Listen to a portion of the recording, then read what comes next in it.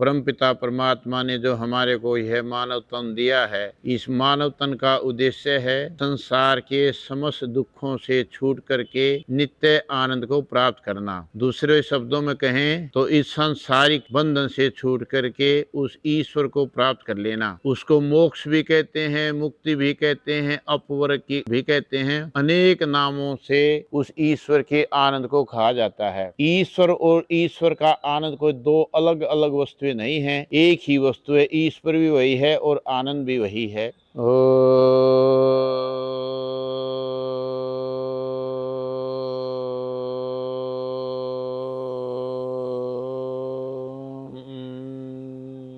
ओम भूर्भुवः स्वः तत्सवितुर्वरेण्यं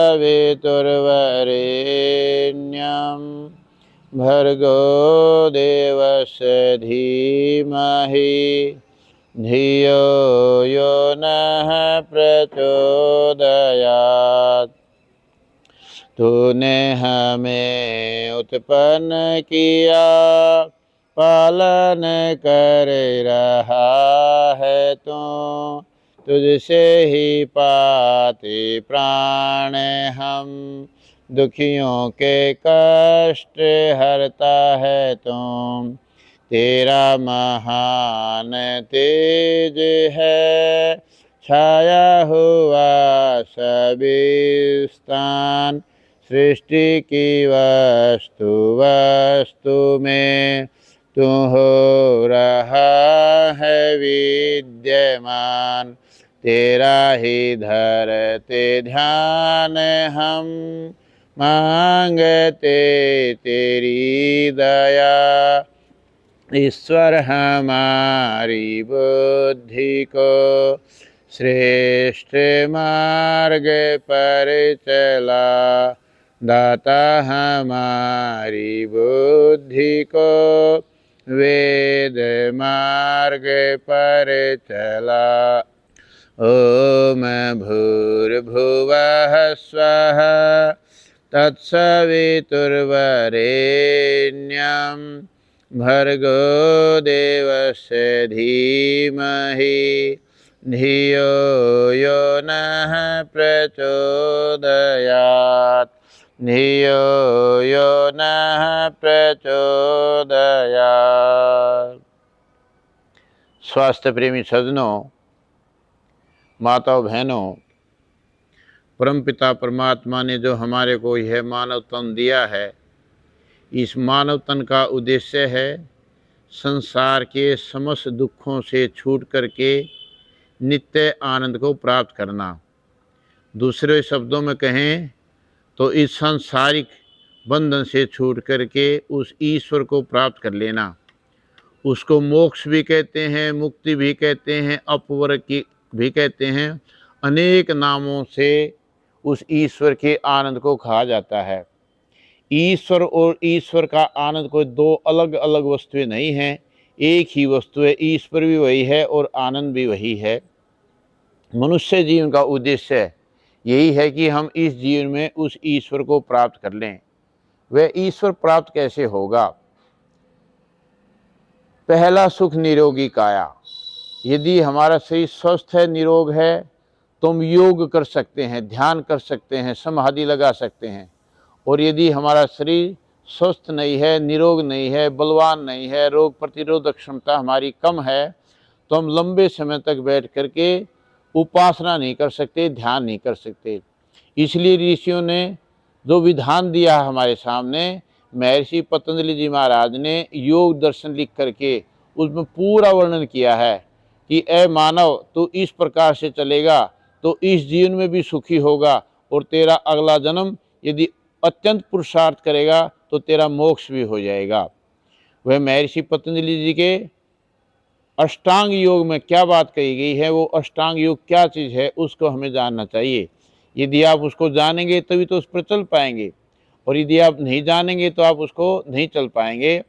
इसलिए ऋषि कह रहे हैं, यम नियम आसन प्राणायाम प्रत्याहार धारणा ध्यान समाधि ही, ये योग के 8 अंग हैं। इन योग के 8 अंगों में 2 अंग ऐसे हैं जिनके 5-5 विभाग ऋषि ने किए। उदाहरण के लिए जैसे यम है, यम के 5 विभाग है, अहिंसा, सत्य, अस्तेय, ब्रह्मचर्य और अपरिग्रह। ये 5 भाग यम के हैं। अब हमें जानना चाहिए जो ऋषि ने कहा अहिंसा, अहिंसा क्या है। यदि हम नहीं जानेंगे तो उसका पूरा रूप से पालन नहीं कर पाएंगे। अहिंसा सर्वथा सर्वदा सर्वभूतानाम अनभिद्रोह, सभी काल में, सभी समय में, प्रत्येक अवस्था में, प्रत्येक प्राणी के प्रति बैर भाव छोड़ करके प्रेम पूर्वक व्यवहार करने को अहिंसा कहते हैं। अब यदि हम प्रेम पूर्वक व्यवहार कर रहे हैं तो अहिंसा की सिद्धि होगी। और यदि हमारे अंदर उसके प्रति द्वेष है, व्यवहार तो कर रहे हैं लेकिन द्वेष भावना से कर रहे हैं, मजबूरीवश कर रहे हैं, समाज की लोक लज्जा से कर रहे हैं, तो वह अहिंसा की कोटि में नहीं आएगी। अहिंसा की कोटि में वही आएगा मन वाणी शरीर से किसी भी प्राणी के प्रति बैर भाव ना हो। और जब बैर भाव नहीं होगा तो हम दिल से, आत्मा से प्रेम पूर्वक व्यवहार कर पाएंगे। और कितनी बड़ी सिद्धि लिखी है ऋषियों ने, अहिंसा की सिद्धि। अहिंसा प्रतिष्ठायाम तत्सन्निधौ वैर त्याग है। जिस व्यक्ति की अहिंसा की सिद्धि हो जाती है उस व्यक्ति के प्रति सभी प्राणी, दूसरे हिंसक प्राणी भी उसके प्रति बैर भाव छोड़ देते हैं, अर्थात उसको हानि नहीं पहुंचाते। बैर भाव का अभिप्राय यह है कि उसकी हानि नहीं पहुंचाते। हमने अनेक संतों से, साधुओं से सुना है, हमने खुद तो नहीं देखा लेकिन सुना है कि अमुक साधु जैसे तपोवन देहरादून में है, वहाँ कुछ महात्मा लोग तपस्या करते थे। वहाँ पर शेर आता था और बैठ करके चला जाता था, किसी को कोई हानि उसने कभी नहीं पहुँचाई, क्योंकि जो वहाँ पर जो साधु रहता था उसकी अहिंसा की सिद्धि हो गई थी। जंगल में सांप कितने होते हैं, किसी सांप ने कभी उसको नहीं काटा। और दूसरे हिंसक कितने जीव होते हैं लेकिन कभी कोई हानि नहीं की उन्होंने। तो इसका अभिप्राय क्या है कि उस व्यक्ति की अहिंसा की सिद्धि हो गई थी, इसलिए उन प्राणियों ने उसके प्रति अपना बैर भाव छोड़ दिया। यदि हम अपने जीवन में ऐसा करना चाहते हैं, ना काहू से दोस्ती ना काहू से बैर, यदि ऐसा व्यवहार करके चलेंगे तो दूसरे व्यक्ति भी हमारे से प्रेम पूर्वक व्यवहार करेंगे, मित्रता का व्यवहार करेंगे। और मित्रता के व्यवहार में विशेष आनंद आता है। आज तो संसार में ऐसी अवस्था हो गई है, किसको मित्र बनाएं किसको ना बनाएं, बड़ी समस्या है। क्योंकि जब रोजाना हम टेलीविजन पर खबरें सुनते हैं अथवा अखबार पढ़ते हैं, वहाँ पर आता है कि उस अमुक मित्र ने उसको शराब पिला करके और उसकी हत्या कर दी, अमुक ने उसके साथ ऐसा करके उसकी हत्या कर दी।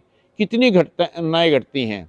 तो यहाँ पर ऋषि क्या कहते हैं कि भाई मित्र किसको बनाएं, 6 गुण लिखें एक अच्छे मित्र के, अर्थात उस व्यक्ति को मित्र बनाए जिसमें 6 गुण घटते हों। जिसमें 6 गुण ना दिखाई दें आपको तो ऐसे व्यक्ति के साथ मित्रता करना अच्छी बात नहीं है, वो कभी भी आपको हानि पहुंचा सकता है। पापान निवार्यति योजयते हिताय गुह्यमनि गुह्यंती गुणान प्रकटीकरोति आपतगतम न जाति ददाति काले। ये 6 बातें कहीं।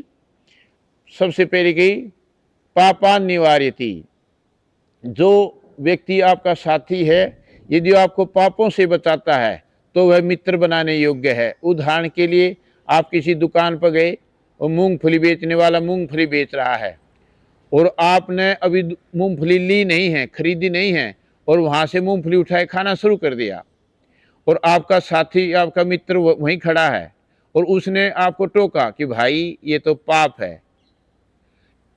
तो जब मूंगफली खरीद लेंगे हम, हमारी मूंगफली हो जाएंगी, तब हमारे को खाने का अधिकार है। ये तो इसकी मूंगफलियां हम खा रहे हैं तो ये अच्छी बात नहीं। तो उसको समझ लेना कि ये अच्छा मित्र है, बनाने योग्य है, इसके साथ में रहना लाभकारी है। यदि कोई खुद आपने उठा ली और वो भी उठा रहा है, खा लो क्या, हमने भाव पूछेंगे, पहले वो करेंगे, आधी आधी बहानेबाजी करके उस व्यक्ति को, उसका मन बड़ा दुखता है, उस गरीब व्यक्ति की आत्मा बड़ी दुखती है। एक घटना मुझे याद आ गई, जींद शहर की घटना है। जींद शहर की घटना, एक किसान अपने ट्रैक्टर के द्वारा गन्ना लेके जा रहा था मिल में उतारने के लिए, और कुछ व्यक्तियों ने उससे गन्ने निकालने शुरू कर दिए। जो मूंगफली बेचने वाले थे और फल बेचने वाले थे, अब वो गन्ने निकाल रहे हैं। उस व्यक्ति ने ट्रैक्टर को रोक करके उसने उनको कुछ नहीं कहा। मूंगफली वाले के वहां से और मूंगफली अपनी झोली भर ली, मूंगफली उठा करके। वो कहना ये क्या कर रहा है? कि भाई तू क्या कर रहा था? ये तेरी वस्तु है, वो मेरी वस्तु थी, तूने मेरी वस्तु को बिना पूछे उसको उठा लिया, तो आपको उस समय दर्द नहीं हुआ कि ये भी किसी की है? अब मैं आपकी वस्तु उठा रहा हूं तो आपको दर्द हो रहा है। तो कहने का भाव क्या, वो व्यक्ति जो किसान था वो उसको शिक्षा दे रहा कि भाई बिना उसके ऐसा करना ठीक नहीं। आप दूसरे को भी अपनी आत्मा की तरह देखो कि मैं ठीक कर रहा हूं अथवा गलत कर रहा हूं। यदि दूसरा ऐसा करेगा तो मुझे कैसा लगेगा? तो इसको कहते हैं पापान निवार्यति, जो पापों से बचाता है। वो जो किसान है वो मित्र बनाने योग्य है। क्यों? क्योंकि उन्होंने हमारे को शिक्षा दे दी। योज्यते हिताय, जो अच्छे कार्यों में जोड़ता है, अच्छे कार्यों में लगाता है। एक व्यक्ति ने देखा ग्रीष्म ऋतु में लोग पानी पिला रहे हैं। उसने अपने साथी को कहा कि भाई इतनी भयंकर गर्मी है, ऐसी गर्मी कभी देखी नहीं, और क्यों नहीं ये दो लोग दूसरे पानी पिला रहे हैं, हम भी पानी पिलाएं। कुछ पैसे आप इकट्ठे ले आओ, कुछ पैसे मैं ले आता हूं, और दोनों मिल करके और ये पानी पिलाएंगे लोगों को, पुण्य मिलेगा। उसकी बात समझ में आ गई, अब काम तो अच्छा है। जब हमें प्यास लग जाती है, हमें भी पानी की इच्छा होती है, हम पानी पीना चाहते हैं, और दूसरा कोई पानी पिलाता है, हम उसका धन्यवाद करते हैं, उसको बधाइयां देते हैं। तो हम भी करेंगे तो लोग हमारा भी धन्यवाद करेंगे, हमें भी बधाइयां मिलेंगी। तो उस व्यक्ति ने अच्छे काम में उसको जोड़ दिया, सेवा कार्यों में जोड़ दिया, तो वह व्यक्ति मित्र बनाने योग्य है। पापा निवारिति योज्यते हिताय गुह्यम निगुह्यन्ति। मित्र के लक्षण होते हैं, यदि कोई हमारे अंदर न्यूनता है, कमी है, अभाव है, हमारी कोई गलत प्रवृत्ति है, उस गलत प्रवृत्ति को, उस गलत कार्य को दूसरे के सामने प्रकट नहीं करता, अर्थात उसके दोषों का व्याख्यान नहीं करता दूसरों के सामने, क्यों मेरा साथी है वो ऐसा है, वो ऐसा करता है, वैसा करता है, वो अच्छा नहीं होता माना जाता। उसकी बुरी बातों को छुपाना चाहिए, उसका प्रचार नहीं करना चाहिए। गुणान प्रकटीकरोति, जो उसके अच्छे गुण हैं उनको लोगों के सामने बताना चाहिए। वह बहुत धर्मात्मा व्यक्ति है, मैं तो इसके साथ रहता हूँ, लेकिन कभी भी इसके अंदर ऐसी मैंने लोभ की प्रवृत्ति नहीं देखी, बड़ा परोपकार की भावनाएं रखता है, बड़ी सेवा भावना है।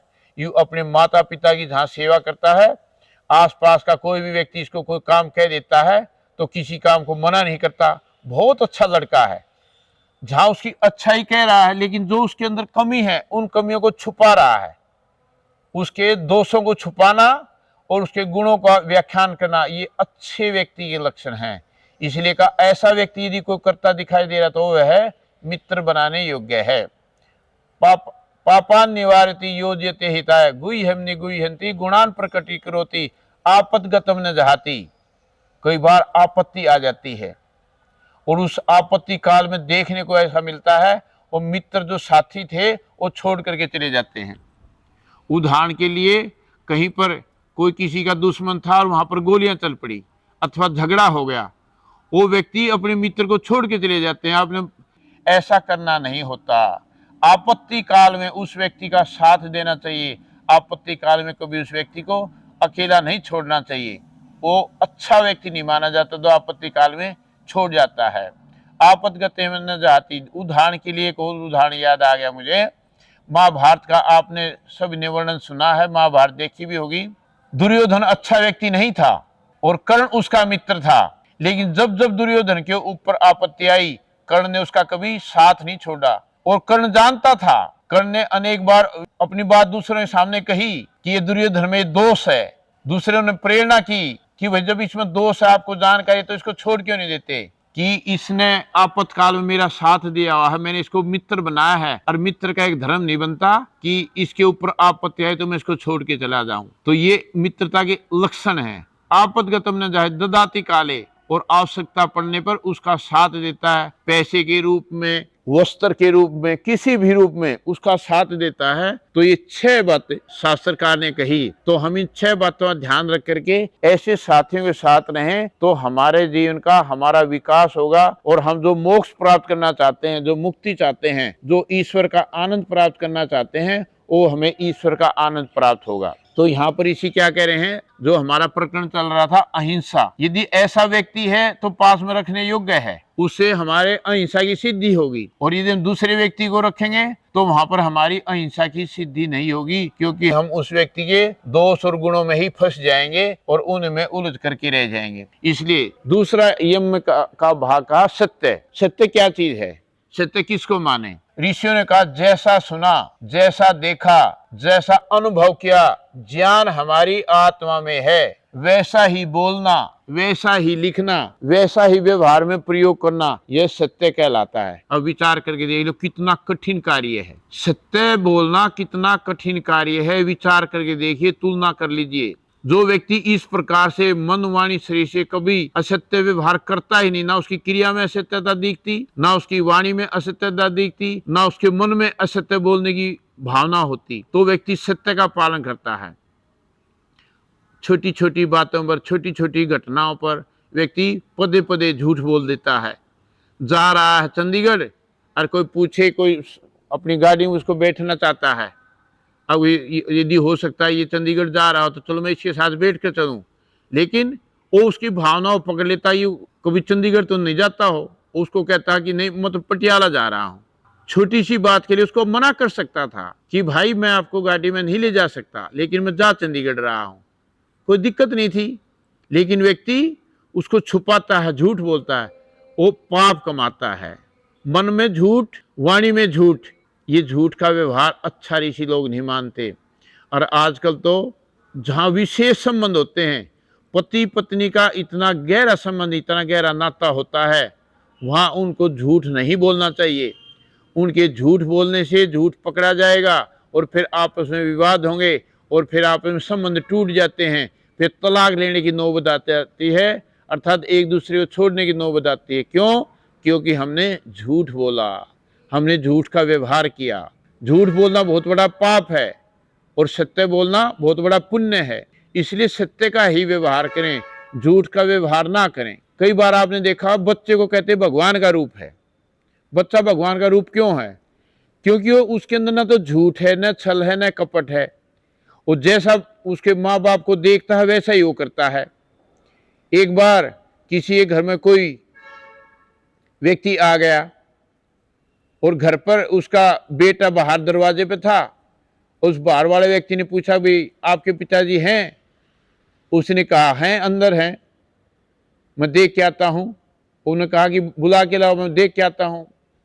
जाकर के उस व्यक्ति ने कहा कि पिताजी अमुक व्यक्ति आया है। उस व्यक्ति को भी जानता था, उसने उसके पैसे देने थे। वो पैसे वहां जाने से शर्मा रहा था, उसके पास पैसे थे नहीं। और उसने अपने बेटे को कहा कि बेटे ये कह दो जा करके कि पिताजी घर पर नहीं हैं। उस बच्चे ने आकर के वही बात कही कि मेरे पिताजी कह रहे हैं कि ये कह दो कि पिताजी घर पर नहीं हैं। झूठ बोलना कौन सिखा रहा है? खुद पिता सिखा रहा है, खुद माँ सिखा रही है। उसको ये नहीं देखते कल ये बच्चा तुम्हारे सामने भी झूठ बोलेगा, पुस्तक के लिए पैसे मांगेगा, उसकी दूसरी वस्तु खाएगा, वो धीरे धीरे झूठ का ही व्यापार चलेगा। सत्य प्रतिष्ठायाम, सत्य प्रतिष्ठा जिसकी होती, जो हमेशा मनवाणी शरीर सत्य का ही व्यवहार है। सर्वरत्नोपस्थानम, सत्य प्रतिष्ठा क्रिया फला आश्रयतम, ये है सत्य प्रतिष्ठा क्रिया फला आश्रयतम। जो सत्य की सिद्धि करेता उस व्यक्ति कोई भी क्रिया, कोई भी कार्य असफल नहीं होता। वो जिस कार्य में हाथ डालता उसी में सफलता, जिसमें हाथ डालता उसी में सफलता। उदाहरण के लिए कपड़े की दुकान की, कपड़े की दुकान में सफल, सोने चांदी की दुकान करी, सोने चांदी की दुकान में सफल, स्पेयर पार्ट की दुकान करी, स्पेयर पार्ट में सफल।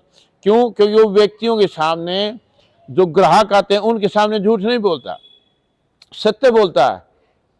किसी वस्तु की का समय है, गारंटी कंपनी ने दी 2 साल की, वो 2 साल की गारंटी देता है। यदि खराब होगी तो उसको कंपनी किसी बदल के देता है।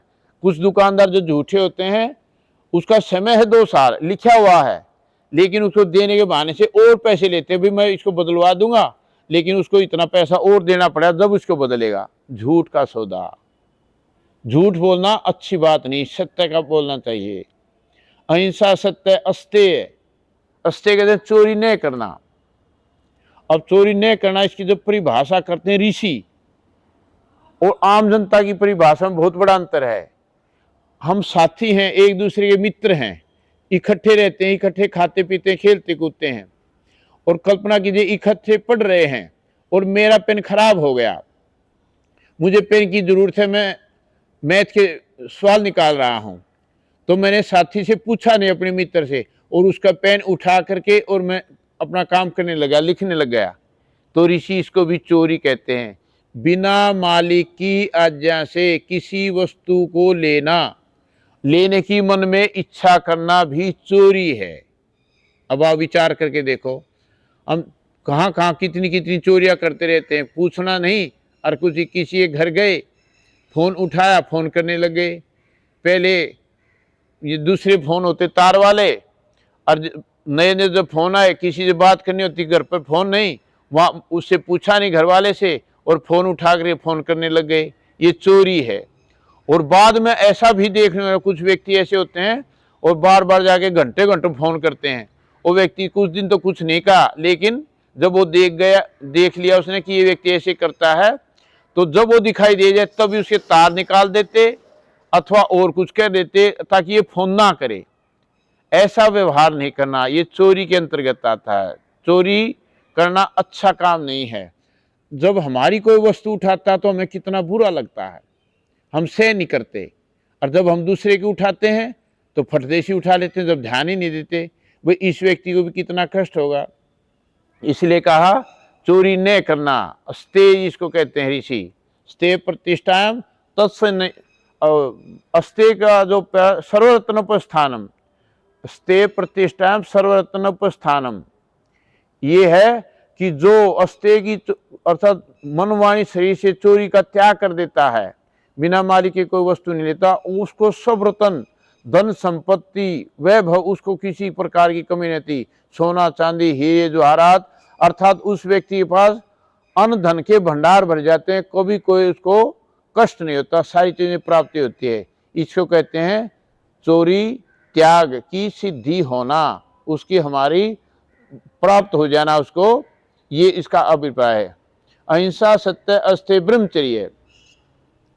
ब्रह्मचर्य की साधना के लिए बहुत कुछ ऋषियों ने लिखा है। हम वीर्य आदि धातुओं की रक्षा करना और हानिकारक विचारों को अर्जित न होने देना, शारीरिक शक्ति का संचय करना, विद्या का संचय करना और ईश्वर का ध्यान करना। ब्रह्मचर्य का ये भी अर्थ है कि ईश्वर का ध्यान करना, ईश्वर का चिंतन करना, मनन करना, ये ब्रह्मचर्य के अंतर्गत आता है। सामान्य रूप से व्यक्ति इसका अर्थ लेते हैं भाई शादी नहीं करवाना, इसको ब्रह्मचर्य का अर्थ लेते हैं, लेकिन इतना सामान्य इसका अर्थ नहीं है। मन वाणी शरीर से पूरा एक बूंद भी वीर्य को न जाने देना, शारीरिक शक्ति का संचय कर लेना, ये ब्रह्मचर्य का अर्थ है। ब्रह्मणि चरति इति ब्रह्मचारी, जो ब्रह्म में विचरण करता, ब्रह्म नहीं तो अर्थात परमपिता परमात्मा ने तो वेद में आदेश दिया है कि हम इस प्रकार का व्यवहार करें, इस प्रकार से अपने शरीर को हष्टपुष्ट बनाएं। इस जो ब्रह्मचर्या पालन करता है उसकी रोग प्रतिरोधक क्षमता इतनी बढ़ जाती है कि भविष्य में उसको कोई कष्ट नहीं होता। अपरिग्रह, अपरिग्रह उसको कहते हैं। हाँ, जो ब्रह्मचर्य की बात थी, ब्रह्मचर्य प्रतिष्ठायाम वीर्य लाभ है। उससे क्या लाभ होगा, हमारे शरीर में वीर्य की शक्ति आ जाएगी। और व्यक्ति, आपने राम मूर्ति का नाम सुना होगा, राम मूर्ति ने ब्रह्मचर्य की साधना करके, महर्षि दयानंद सरस्वती जी की भयंकर ब्रह्मचर्य की साधना थी। आप जैसे मेरा शरीर आप देख रहे हैं, आपका शरीर है, ऐसे उनके शरीर में यदि कोई ऐसे उंगलियां, उनका शरीर मांस उनका हिलता नहीं था, इतना कठोर उनका शरीर था। ब्रह्मचर्य की साधना से इतना बल बढ़ता है, इतनी ताकत आती है। आगे है अपरिग्रह, यमों का जो 5वां भाग है यम का, अपरिग्रह। अपरिग्रह उसको कहते हैं अनावश्यक जिनकी हमें जरूरत नहीं। अनावश्यक विचारों का संचय न करना, अनावश्यक वस्तुओं का संग्रह न करना।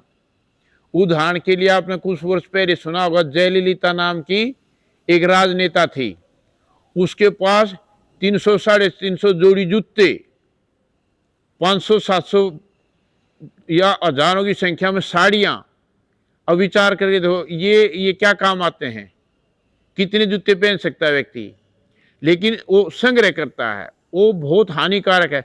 उसकी साफ सफाई में, हटाने में, जोड़ने में, व्यवस्था करने में कितना समय बर्बाद हो जाता है। व्यक्ति अपने समय की कीमत नहीं समझता और इन वस्तुओं को जोड़ता रहता है। इसको अप्रिय, उसको हानिकारक विचारों को न जोड़ना, अनावश्यक वस्तुओं का संचय न करना। ठीक है, व्यक्ति एक जोड़ी चप्पल है, एक जोड़ी जूते, बस काम चल रहा है। उदाहरण के लिए आप मुझे देख रहे हो, अब मेरे पास 2 जोड़ी कपड़े हैं, एक जोड़ी कपड़े पसीना आ गया, गंदे हो गए, उनको धो दिया, दूसरे पहन लिए, वो गंदे हो गए, उनको धो दिया, दूसरे पहन लिए। अब इनसे ज्यादा जरूरत कहाँ पड़ती है, कहीं भी जरूरत नहीं पड़ती। कम ऐसी जगह तो है नहीं, हमें पानी ही नहीं मिलेगा कपड़े धोने के लिए, ऐसी कोई बात नहीं। लेकिन व्यक्ति इन बातों पर ध्यान नहीं देता। तो अपरिग्रह स्त्रीय जन्म कथनता संबोध, उससे लाभ क्या है? जो परिग्रह को छोड़ देता है, अपरिग्रह का पालन करता है, उसके पास आत्मा परमात्मा का चिंतन करने का अवसर मिलता है। उसको अपने जन्म की जानकारी हो जाती, मेरा पिछला जन्म क्या था, अगले जन्म में मैं क्या बनने वाला हूं। इतना लाभ होता है अपरिग्रह से। क्यों? क्योंकि उसके पास अवसर है, उसके पास समय है, वो स्वाध्याय करेगा, वेदों स्वाध्याय करेगा, दर्शन स्वाध्याय का स्वाध्याय के आधार पर वो चिंतन करेगा, मनन करेगा, विचारेगा। उस विचार के आधार पर उसका जन्म निश्चित होगा। हम जैसा विचारते हैं, जैसा कर्म करते हैं, कर्म के आधार पर परमपिता परमात्मा अगला जन्म देता है। तो योग के ये यम के 5 विभाग हुए। अगला है नियम। नियम के भी 5 विभाग ऋषियों ने बनाए। सोच, संतोष, तप, स्वाध्याय और ईश्वर प्रणिधान। सोच कहते हैं शुद्धि, बाहर से जल से जो है मकान आदि की शुद्धि करो, कपड़े धो, बर्तन साफ करो, ये बाहर की शुद्धि है। साफ सुथरा जहां पर आप रहते हैं, उदाहरण दिया करते हैं ना, जहां कुत्ता बैठता है वहां भी सफाई करके पूछ मार के बैठता है। ऐसे जहां व्यक्ति रहता है, यदि साफ सफाई रखता है तो उसको भी अच्छा लगता है और दूसरों को भी अच्छा लगता है। आंतरिक शुद्धि, यदि मन में पाप की वासना है, लोभ की वासना है, द्वेष की भावना है, तो समझ लेना व्यक्ति अंदर से शुद्ध नहीं है। अंदर से शुद्ध वही व्यक्ति है जिसके मन पवित्र है, जिसके विचार पवित्र हैं, जिसकी भावना पवित्र है। ये आंतरिक शुद्धि है। जैसे गंगा जी स्नान करने के लिए जाते हैं, भाई वहां पर पाप कट जाएंगे, वहां पाप नहीं कटते, वहां तन की शुद्धि हो जाएगी। यदि कोई चर्म रोग है उसमें लाभ आपको हो जाएगा, लेकिन मन की शुद्धि नहीं हो सकती। क्योंकि वहां पर हम देखते हैं सुल्फा पीने वाले सुल्फा पी रहे हैं, शराब पीने वाले शराब पी रहे हैं। हरिद्वार में रहने वालों की शुद्धि नहीं हो रही, उनके पाप नहीं कट रहे, तो आपके कहां से कटेंगे? ये तो मन की शुद्धि करना जरूरी है। मन में जब हम शुद्धि का संकल्प लेंगे तभी हमारे विचार अच्छे होंगे, हमारा मन पवित्र होगा, पवित्रता का व्यवहार होगा। उसको कहते हैं सोच। संतोष, संतोष हो सकता है, संतोष साधना उत्तम सुख लाभ है। संतोष के बारे में कितनी उत्तम सुख प्राप्त होता है व्यक्ति को, संतोषी व्यक्ति को। परंतु संतोष की परिभाषा न जान करके व्यक्ति आत्महत्याएं कर लेता है, व्यक्ति दुखी होता है, व्यक्ति चिल्लाता है, तड़पता है। उदाहरण के लिए बच्चे विद्यालय में पढ़ते हैं, उन्होंने संकल्प किया कि मैंने अब की बार इतने अंक प्राप्त करने हैं और उतने अंक प्राप्त हुए नहीं, पूरा पुरुषार्थ किया उसने। कल्पना कीजिए उसने 90% का निर्णय किया और अब 90% ने 80% आए, तो अब वो क्या करता है? या तो अध्यापकों को दोष देता है या फिर अपने परिवार वालों को दोष देता है, मेरा ट्यूशन नहीं लगाया, ये नहीं किया, इस कारण से मेरे नंबर कम आए। और यदि ट्यूशन आदि सब कुछ लगाया है, फिर माँ बाप की शर्म का मारा वो आत्महत्या कर लेता है। ये वो संतोष नहीं है। संतोष किसको कहते हैं? पूर्ण पुरुषार्थ के पश्चात जितनी हमारी शक्ति सामर्थ्य थी उस पूरी शक्ति सामर्थ्य से हमने कोई काम किया, उस पूर्ण पुरुषार्थ के पश्चात जो हमें फल रूप में प्राप्त होता है उसी में संतुष्ट रहना और अधिक की इच्छा न करना।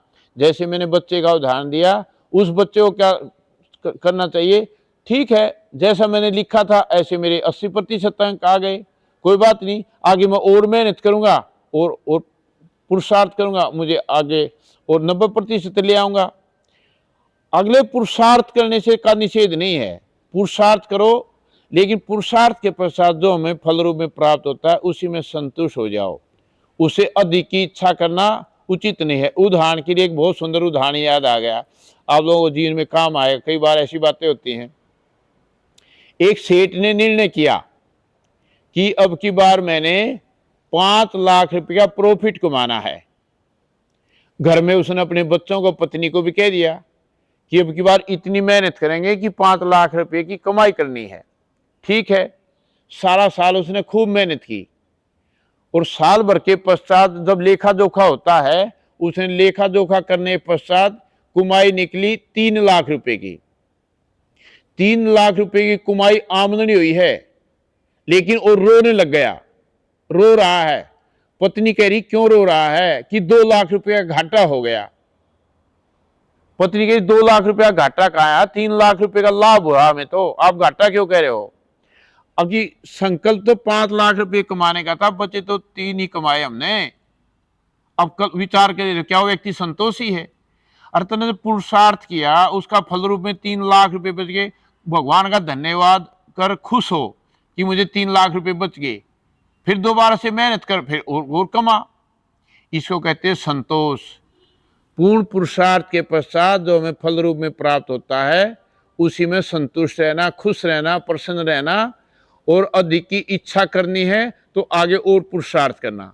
लेकिन उस समय अधिक की इच्छा करेंगे तो संतोष नहीं करेगा, इसमें विशेष सुख मिलता है, व्यक्ति को विशेष आनंद मिलता है। सो संतोष तप द्वंद्व सैनम तप है। गर्मी, सर्दी, भूख, प्यास, हानि, लाभ, मान, अपमान को सहन करना, ये तप कहलाता है।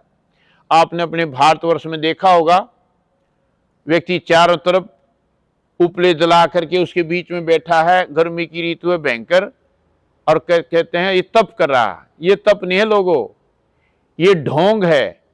इस प्रकार से करके अपने शरीर पे और राख आदि मल लेता है और उसमें बैठ जाता है। यदि आप उसको कभी गाय के गोबर से स्नान करवा के, अच्छी तरह मालिश करवा के, या अच्छे उच्च कोटि के साबुन से स्नान करवा के उसको बैठाओ, वो बैठ नहीं सकता। पदार्थ विद्या है, कुछ धातुएं ऐसी हैं, कुछ पदार्थ ऐसे हैं, उनको शरीर पर मल करके वो व्यक्ति बैठ जाता है, उससे गर्मी का प्रभाव कम होता है। और दूसरों को धोखा देने के लिए ऐसे बैठा है और दूसरों को दिखता कि वो तप कर रहा है, वो तप नहीं है। क्यों, ना तो वहां परोपकार है ना सेवा है।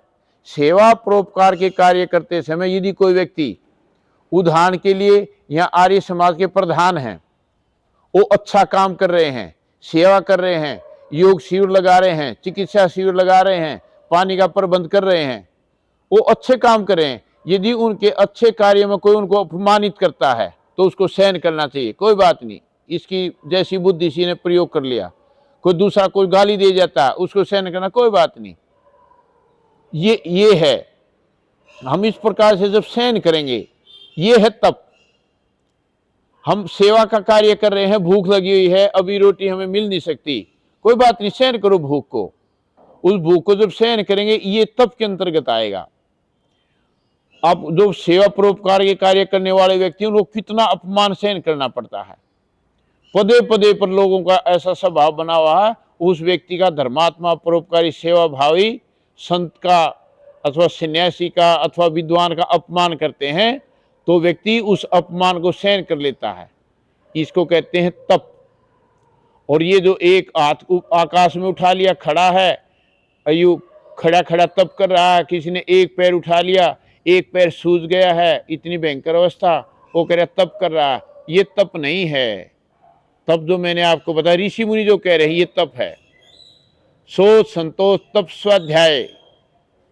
स्वाध्याय मोक्ष दिलाने वाले शास्त्रों का अध्ययन और प्रणव का जप अर्थात ओम का जप करना, ये स्वाध्याय के अंतर्गत आता है। आत्मचिंतन करना, ईश्वर क्या है, ईश्वर कहाँ रहता है, ईश्वर क्या कार्य करता है, मेरा सामर्थ्य क्या है, मैं क्या कर सकता हूँ, क्या नहीं कर सकता, मैं कहाँ से आया हूँ, मेरा पिछला जन्म क्या था, मैं आगे कहाँ जाऊंगा। ये जो चिंतन करता है व्यक्ति, ये जो विचार करता है, ये स्वाध्याय से आता है। जो मोक्ष दिलाने वाले अथवा परोपकार की ओर ले जाने वाले, मुक्ति की ओर ले जाने वाले जो शास्त्र हैं, जैसे योग दर्शन है, न्याय दर्शन है, उपनिषदें हैं, ब्राह्मण ग्रंथ है, वेद है, ये सारे के सारे ग्रंथ मोक्ष की ओर ले जाने वाले हैं। इनका जो व्यक्ति स्वाध्याय करता है तो उसको स्वाध्याय कहेंगे, न कि ये नहीं कोई नावल पढ़ रहा है या कोई पत्रिका पढ़ रहा है या कोई अखबार पढ़ा, ये स्वाध्याय नहीं है, क्योंकि वहां पर आत्मचिंतन कोई है ही नहीं। फिर ओम का जप, आंखें बंद करके उस परमपिता परमात्मा धन्यवाद करना, उसको याद करना और उसको पूरा श्रद्धा पूर्वक जप करना, अर्थ से जप करना। खाली एक ओम बोल देना भी अधूरा है। ओम के साथ ओम का अर्थ क्या है, तद जपस तदर्थ भावनम, उस वाक्य का, उस शब्द का जप करना और उसके अर्थ पर विचार करना मन ही मन में, तब उसको जप करना कहते हैं। तो ये स्वाध्याय का अर्थ हुआ। स्वाध्याय इस प्रकार से हमें मोक्ष की ओर ले जाने वाला है। सो संतोष तपस्वाध्याय ईश्वर प्रणिधान, हम जो कुछ भी कार्य करते हैं उसको ईश्वर को समर्पित कर देना। हे ईश्वर, मैंने जो ये कार्य किया है आपको मैंने समर्पित कर दिया, मुझे इसका कोई लौकिक फल नहीं चाहिए, मैंने केवल आपको प्राप्त करने के लिए ये कर्म किया है, मुझे जन्म नहीं चाहिए, मुझे कुछ नहीं चाहिए, मुझे आपको प्राप्त करना है, आपके लिए मैंने कर्म किया है। अब विचार करके देखिए, मैं आपके यहाँ पर आया हुआ हूँ, मैं आपको उपदेश कर रहा हूँ, योगासन करवा रहा हूँ, व्यायाम आसन करवा रहा हूँ, प्राण की क्रियाएं सिखा रहा हूँ, प्राणायाम सिखा रहा हूँ, इनकी भावना में करता हूँ, तो ये मैं ईश्वर के लिए कर रहा हूँ, मुझे कोई लौकिक फल नहीं चाहिए। बताओ, क्या मुझे भोजन नहीं देंगे, क्या मुझे प्रसन्न नहीं करेंगे, क्या मुझे दान दक्षिणा नहीं देंगे, वो सब तो मिलना ही है। बुद्धिमान व्यक्ति है कि उसको ईश्वर को समर्पित कर दे, ये लौकिक चीज तो मिलेंगी ही मिलेंगी और वो परमपिता परमात्मा भी उसको मिलेगा। ये है ईश्वर प्रणिधान। किसी भी कार्य को शुरू करते हैं पहले ईश्वर का ध्यान करें, बीच में फिर ईश्वर को याद करें और कार्य सफल होने पर फिर परमात्मा का धन्यवाद करें। ये ईश्वर प्रणिधान है। अब सौंप दिया इस जीवन का सब भार तुम्हारे हाथों में है, जीत तुम्हारे हाथों में और हार तुम्हारे हाथों में। जब परमात्मा व्यक्ति समर्पित हो जाता है तो फिर कोई हार नहीं होती। परमपिता परमात्मा बड़ा दयालु है, परंतु हमारा विश्वास नहीं है कि परमात्मा हमारे लिए ऐसा ऐसा करेगा। उदाहरण के लिए बच्चे का माँ पर पूर्ण विश्वास होता है, बच्चा माँ की गोद में बैठा हुआ है और कभी इधर गिरने की कोशिश करता, कभी इधर गिरने, इतना स्वतंत्र, उसके मन मस्तिष्क, उसकी बुद्धि क्या काम करी है कि माँ ने उसको संभाले हुए है, माँ उसको पकड़े हुए है, उसको गिरने नहीं देगी, इसलिए तो ऐसा कर रहा है। यदि वो ऐसे करता है क्रिया और माँ उसको छोड़ दे, एक दिन चोट लगे उसको, वो दोबारा कभी कर नहीं सकता, लेकिन उसको जानकारी है कि माँ तुझे गिरने नहीं देगी। ऐसे ही ईश्वर हमारी माँ है, ईश्वर हमारा पिता है, वो हमारा सब ओर से ध्यान रखता है। सब परमात्मा ने सब जगह वायु दी है, सब जगह अन्न दिया, सब जगह जल दिया। आप कहीं चले जाओ आपको खाने को मिलेगा, रहने के लिए जगह मिलती है, कितनी सांस लेने के लिए वायु मिलते हैं। कितने गजब का परमात्मा है। मनुष्य की उन्नति के लिए परमात्मा ने कितने प्रकार के अन्न बनाए, कितने प्रकार के फल बनाए, कितने प्रकार की औषधियां बनाई। क्या दयालु परमात्मा, सब चीजें तो हमारे लिए बना करके दे दी। यदि आपको अतिशयोक्ति नहीं है, वो सत्य बात है, यू पूरा संसार बना करके परमात्मा ने मनुष्य को दिया है। गाय, भैंस, घोड़ा, गधा, ये सब, हवाई जहाज, सांप, मेंढक, पूरा संसार यू मनुष्य के लिए है कि है मनुष्य तू इन चीजों का उपयोग करके और मोक्ष की ओर बढ़, मोक्ष को प्राप्त कर। ये भाव है। ये कर्म योनि और भोग योनि है मनुष्य की। शेष योनियां तो भोग योनि है, उनकी एक प्रकार से समझो जेल है, वो तो जेल है। जेल में व्यक्ति को क्या कोई तनख्वाह मिलती है? कोई कुछ मिलता? कुछ नहीं मिलता। रोटी फिर भी मिलती है। तो इन प्राणियों को जैसे भोजन मिलता है, श्वास भी लेते हैं, जीते हैं, संतान उत्पत्ति भी करते हैं, लेकिन वो भोग योनि है। कोई गाय बहुत 20 लीटर दूध देती है, 1 किलो रोजाना घी भी उसकी दूध में निकलता है, उसको कोई पुण्य मिलेगा? नहीं मिलेगा, वो तो भोग योनि है। कुत्ता है, बहुत स्वामी भगत है, और उसको कोई प्रॉफिट मिलेगा, उसको अगला जन्म मनुष्य का हो जाएगा उसकी सेवा के कारण से? ऐसा नहीं है, वो तो भोग योनि है। उसने पाप कर्म किए थे और उसको कुत्ते की योनि मिली। उस गाय ने ऐसे कर्म किए थे, उसको गाय की योनि मिली। इसलिए हमने इन बातों पर चिंतन करना है, विचार करना है, ईश्वर को समर्पित होना है, ईश्वर की सत्ता को समझना है। ईश्वर जैसे ये वायु का हम अनुभव कर रहे हैं, ईश्वर यहाँ इस वायु में है, ठसाठस भरा हुआ है ईश्वर का आनंद। ईश्वर जो योगाभ्यासी व्यक्ति है वो उस आनंद को लेकर के आनंदित रहता है, वो हमेशा खुश रहता है, प्रसन्न रहता है। दूसरे व्यक्ति उसी स्थान पर रह रहे हैं, वो दुखी हैं, रो रहे हैं, तड़प रहे हैं, हाहाकार मचाए हुए हैं। इसलिए ईश्वर समर्पण करना। यम नियम आसन, आसन कहते हैं चित्र सुखम आसनम, अर्थात मोटे रूप में कहें जिसमें बैठ करके सुखपूर्वक ईश्वर का ध्यान किया जा सके, वो है योग आसन। ये बातें समझना बहुत जरूरी है। उसको कहेंगे योग का आसन। योग का अर्थ है समाधि, समाधि का आसन। उसमें बैठ कर आप प्राणायाम करेंगे, मन को एकाग्र करेंगे। यदि आप कल्पना कीजिए हल आसन कर रहे हैं, चक्रासन कर रहे हैं, दूसरे बहुत से आसन करते हैं, वो शरीर को स्वस्थ बनाएंगे। ये तो बेनिफिट आपको, ये तो लाभ होगा, शरीर का स्वस्थ होगा, परंतु उसमें ध्यान नहीं होगा। इसलिए उनको व्यायाम के आसन कहते हैं। और ध्यान के आसन तो पद्मासन, सिद्धासन, सुखासन, और कुछ व्यक्ति वज्रासन में भी ध्यान करते हैं। तो ये सुखपूर्वक बैठ करके जो 1-2 घंटा तक उसके ना पैर दुखे न घुटनों में दर्द हो, आराम से व्यक्ति बैठ सके, उसको आसन कहते हैं, और उसको योग का आसन कहते हैं। योगासन, शिविर लगाया, किसका लगाया? योगासन, योगासन कहते हैं। और योग का आसन ना पद्मासन करते, ना दूसरे आसन करवाते, और ही क्रिया करवाते रहते हैं। यहाँ पर ऋषि परंपरा को हमने जानना है, ऋषि परंपरा को समझना कि ऋषि इस बात को क्या कह रहे हैं। ऋषियों के विपरीत चलना अच्छा नहीं माना, ऋषियों के अनुरूप चिंतन करना अच्छा माना है। जो ऋषियों ने उपनिषदों में, दर्शनों में कहा, वैसा हम चिंतन करेंगे तो हम सुखी होंगे। इसलिए योग दर्शन के जो 8 जो अंग है योग के, उसमें तीसरा है आसन। और आसन मैंने आपके सामने कहा स्थिर सुखम आसन, सुखपूर्वक बैठ करके जिसमें प्राणायाम और ध्यान एकाग्र व्यक्ति रह सके, उसको आसन कहते हैं। आसन प्राणायाम, प्राणायाम 4 प्रकार के ऋषि लिखते हैं। पतंजलि महाराज 4 प्रकार से श्वास को बाहर निकाल करके बाहर ही रोक देना, मूल बंद लगाना, उद्यान बंद लगाना, जालंधर बंद लगाना, तीनों बंदों के साथ श्वास को बाहर निकाल के बाहर ही रोक देना। ऋषि कहते हैं जैसे वमन होता है ऐसे पूरी ताकत से श्वास को बाहर फेंकना और बाहर ही रोक रखना, आंखें बंद करके ओम 1 ओम 2 इस प्रकार से, अथवा ईश्वर का ध्यान करना, अथवा जो आपको ईश्वर का गुण अच्छा लगता है, आपने ईश्वर से आनंद लेना है तो ओम आनंद का जप कीजिए तो आनंद मिलेगा। सर्वज्ञ का जप करेंगे तो आप ज्ञानी हो जाएंगे, आपको सर्वज्ञता का गुण मिलेगा। न्यायकारिता करते हैं तो आप न्यायकारी बने, किसी के साथ अन्याय नहीं करेंगे। तो इस प्रकार से ऋषि कहते हैं कि हम अपना चिंतन मन उसी रूप में करें तो तब हमें विशेष लाभ होता है। दूसरा प्राणायाम है अभ्यंतर प्राणायाम, श्वास को अंदर खींच के अंदर ही रोक देना। और मूलबंद भी आपको समझा देते हैं। मूलबंद उसको कहते हैं मलद्वार और पेशाब मूत्रेंद्रिय की जो है नीचे की नस नाड़ियों खींच के रखना। उद्यान बंद है अपने पेट को बिल्कुल पीछे खींच के रीढ़ की हड्डी से मेरुदंड से चिपका देना।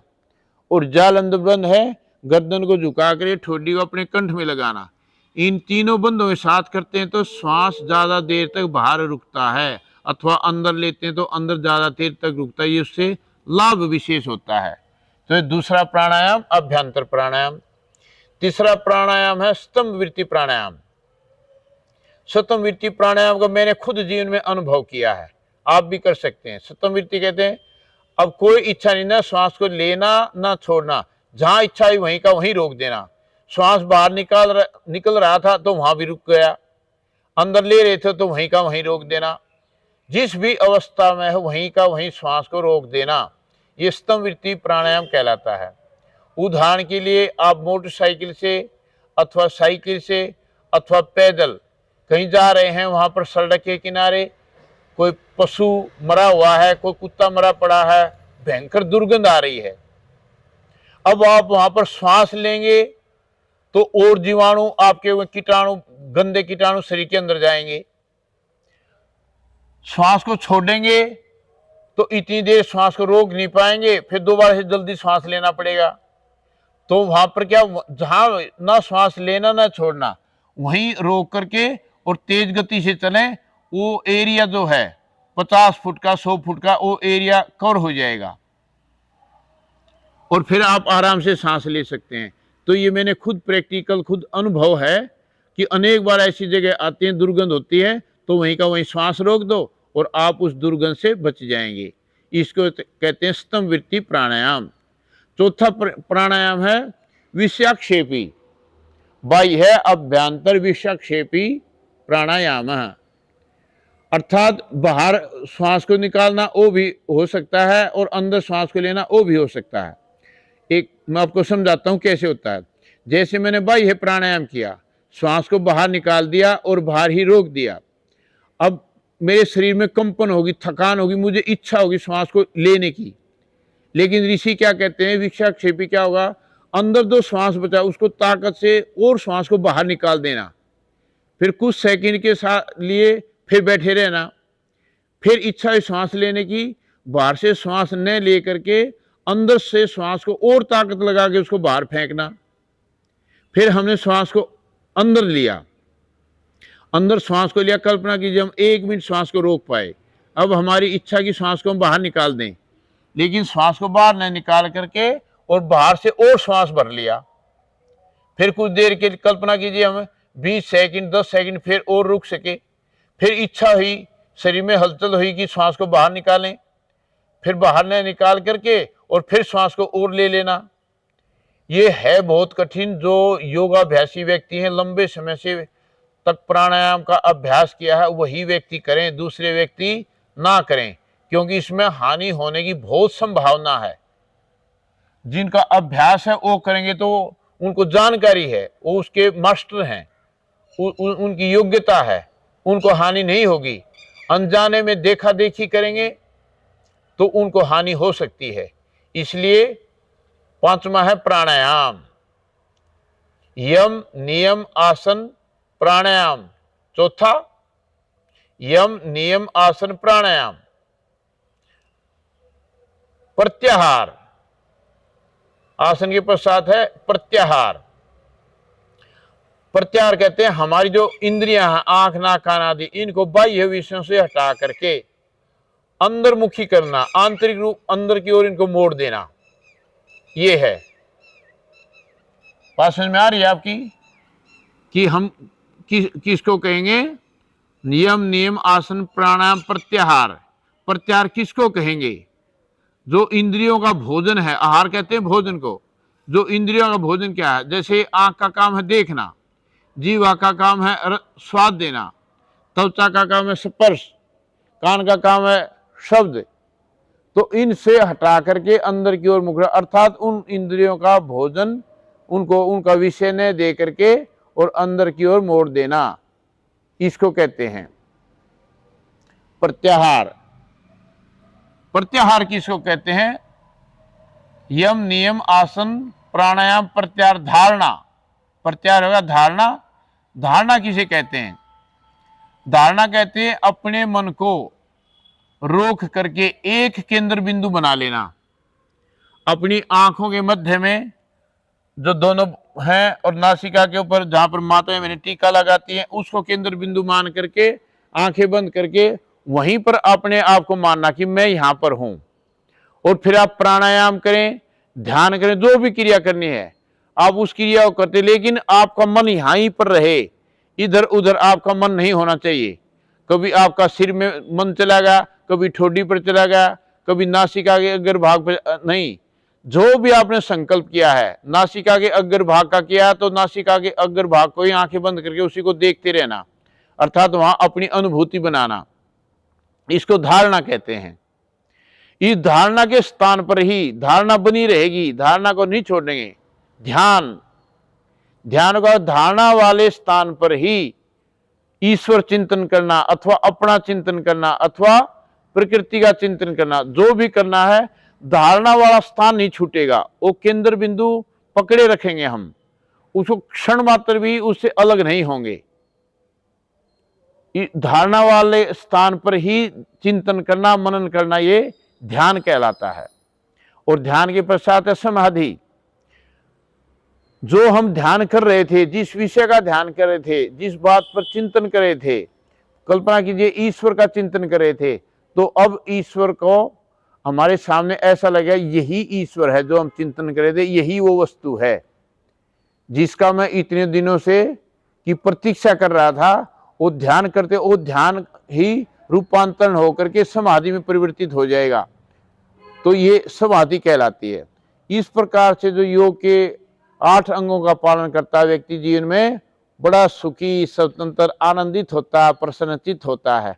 उसके चेहरे की प्रशंसा अलग होती है, उसका व्यवहार अलग होता है, उसकी वाणी अलग होती है, मीठी वाणी होगी, शुद्ध और सात्विक व्यवहार होगा।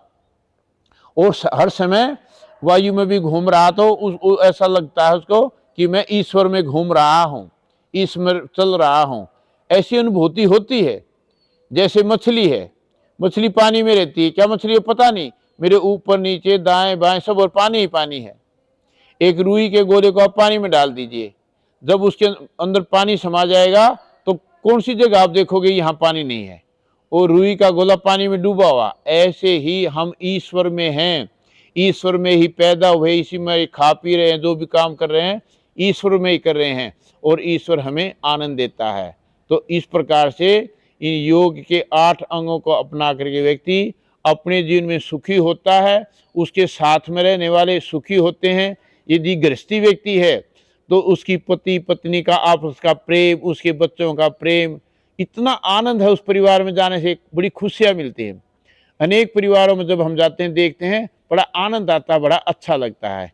इसलिए सज्जनों इन बातों का आप पालन करें। ये मैंने आपके सामने थोड़े समय में संक्षेप से योग दर्शन के 8 अंगों की व्याख्या की। आप इनका अपने जीवन में पालन करें, अपने बच्चों को भी सिखाएं। आप सभी का बहुत बहुत धन्यवाद।